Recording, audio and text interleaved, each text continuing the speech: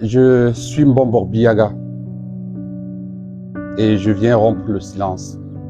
Je pense que nous sommes arrivés à un moment où il faut connaître la vérité. Il s'agit de ma fille, dont le nom est Ngobiaga Sarah Mathilde. Elle est née le 19 février 2004 à l'hôpital de Sarbayemi. Et elle vivait avec sa mère à Yaoundé. Et on était en parfaite communication. Je voudrais que tout le monde comprenne que je viens sortir, c'est-à-dire déclarer son identité. Et faire comprendre également qu'il ne s'agit pas d'une fille Eboulou ou Eton, c'est une fille Za. Et que toute la communauté se sent concernée ou doit se sentir concernée parce que c'est notre fille qu'on a tuée. Donc, je viens révéler l'identité de cette fille malgré tout ce qui s'est dit, malgré tout ce qui se dit, c'est ma fille, la fille d'un Mbombok. Et que tous les Mbombok se sentent concernés. Je ne demande pas à faire une réunion. Je ne demande pas à faire une certaine vengeance. Mais je voudrais que cet acte soit condamné.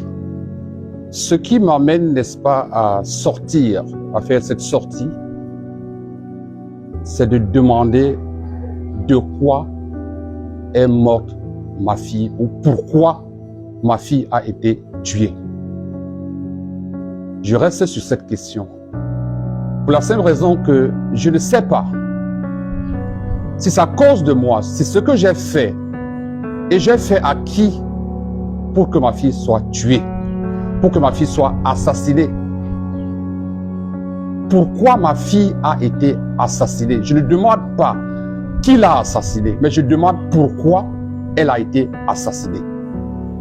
La justice fera son travail. Mais je veux d'emblée savoir, avant que je l'enterre, pourquoi est-ce qu'elle a été assassinée. Est-ce à cause de son père? Est-ce à cause de sa mère? Est-ce à cause d'elle-même? Ou c'est juste un règlement de compte? Mais ce qui est sûr, ce n'est pas un accident. C'est un acte prémédité. Je fais cette sortie pour révéler son identité. Je dis bien, c'est Ngobiaga. Elle porte mon nom, Sarah Mathilde. Et j'ai également, c'est-à-dire, c'est chacun qui dit son âge, eh bien, elle est morte à 21 ans, 7 mois. J'ai ici les photos de sa naissance. J'ai ici les photos où sa grand-mère la porte et les photos où nous sommes ensemble. Le reste, je suis parti de sa naissance pour que les gens ne se trompent plus sur sa naissance, sur son âge. C'est pourquoi j'ai apporté ces images. On voit les images qui portent les dates même, c'est-à-dire de la naissance. Donc c'est chacun qui dit ce qu'il veut.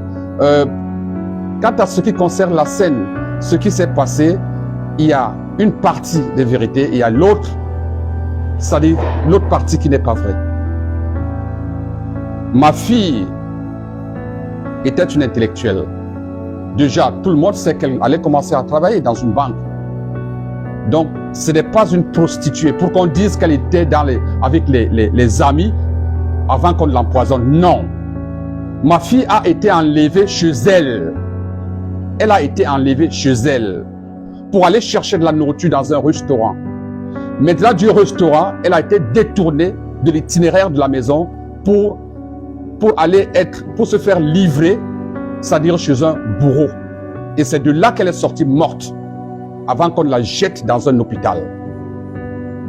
Ce n'est pas une affaire de rue, de prostituée, non.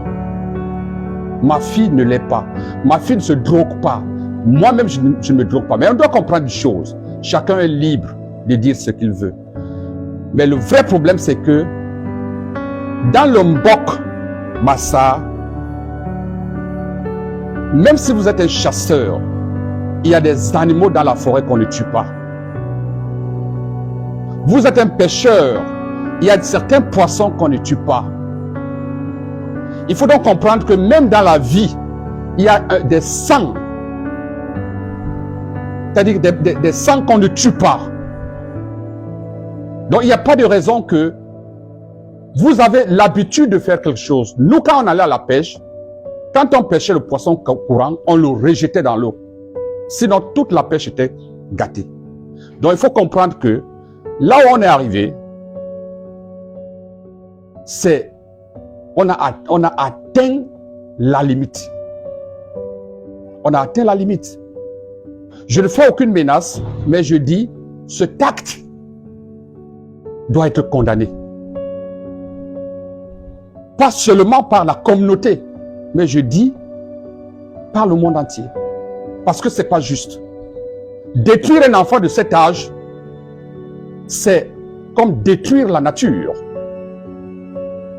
Parce que là, on s'attaque à la nature. Combien allait venir après elle? On ne sait pas. Donc c'est une destruction de la nature. Il n'y a pas de nom pour un parent qui a perdu sa fille ou son enfant.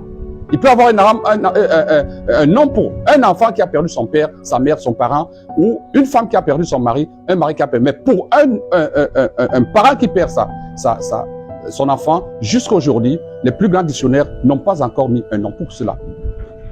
Parce que c'est inconcevable. Et aujourd'hui, je suis comme, c'est-à-dire une personne qu'on a amputé le cœur, parce qu'on m'a amputé une affection.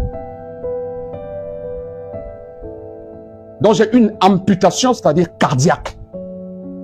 Le choc est immense.